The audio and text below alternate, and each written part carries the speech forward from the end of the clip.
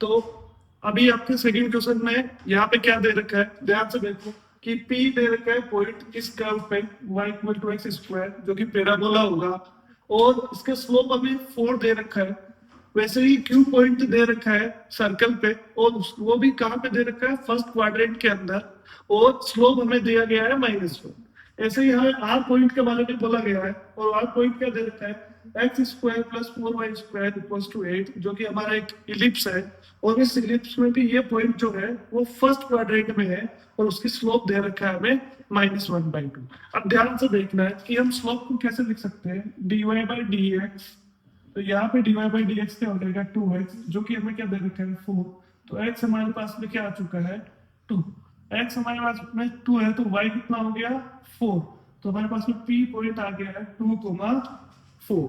Very easy. यहाँ पे भी ध्यान से देखेंगे dy बाई डी एक्स क्या आ चुका होगा हमारे पास में, ध्यान से देखोगे तो ये 2 का तो 0 हो जाएगा, इसका -2x जो इधर जाके, इसका 2x जो यहाँ जाके क्या हो जाएगा -2x, और यहाँ पे 2y जो है, ठीक है।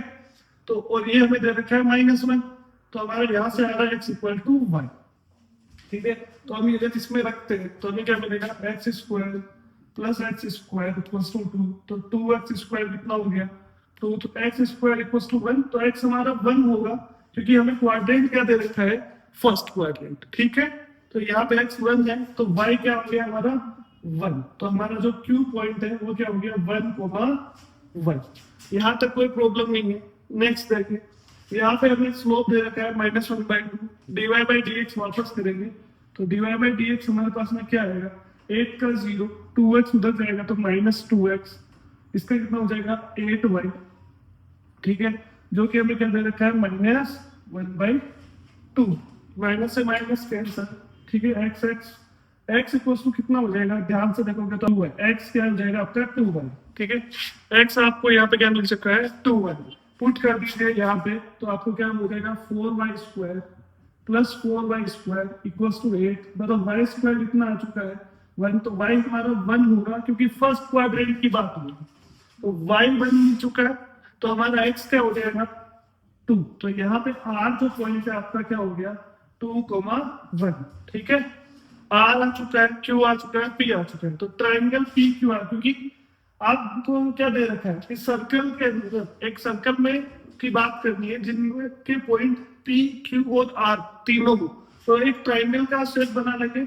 मान लो ये p ये q हो, ये आपका r है, तो इनको जब मैच करोगे, ये p आपका ये q ये r, एक ट्राइंगल जरूर बनाएंगे। तो इन तीनों पॉइंट पे डिस्कस कर लेते हैं। तो आपके पास में पी क्यू कितना डिस्टेंस आएगा, ध्यान से देखोगे 2 - 1 का स्क्वायर मतलब 1 स्क्वायर, 4 - 1 का स्क्वायर मतलब 3 स्क्वायर, 9 और 1 मतलब √10 आ चुका है, ठीक है। हम बात करेंगे क्यू और आर की, तो क्यू और आर को ध्यान से देखोगे तो आपका 1 - 2 मतलब -1 का स्क्वायर, 1 - 1 1 का स्क्वायर, तो ये आपके पास में आ रखा है 1, ठीक है।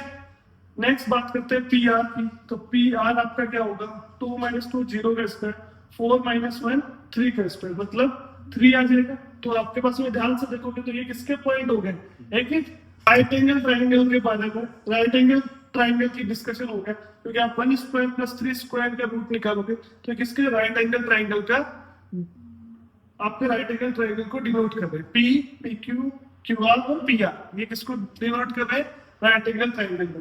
तो राइट एंगल ट्राइंगल को जब डिनोट करते हैं तो हमें पता लग गया कि ये सर्कल जो है बन रहा है हमारे पास में, वो इस हाइपोटेनियस, ध्यान से देखो कि राइट एंगल बन कहाँ रहा है, तो राइट एंगल ध्यान से देखोगे तो आप देखो इन दोनों का स्क्वायर करने पे आ रहा है, तो यहाँ पे ध्यान से देखोगे तो आर के राइट एंगल बन रहा है। तो आपका जो ट्राइंगल है उसमें पी क्यू आर, आर पे राइट एंगल बन रहा है, तो इसका मतलब हमारा जो पी क्यू है इसका मिड पॉइंट डिस्टेंस निकालेंगे, वही हमारी रेडियस हो जाएगी, क्योंकि हाइपोटेनियस के मिड पॉइंट पे सर्कल का सेंटर रहेगा। तो यहाँ पे भी इसका पी क्यू डिस्टेंस हमें पता है √10 है, तो हम क्या करेंगे कि रेडियस अगर हमें निकालना है तो पी क्यू बाई 2 कर देंगे, तो आपका क्या हो जाएगा √10/2, तो इस पे हम लिख सकते हैं √5/2, तो आपका ऑप्शन √5/2 करेक्ट हो जाएगा, ठीक है। तो इसका आंसर क्या हो गया √5/2।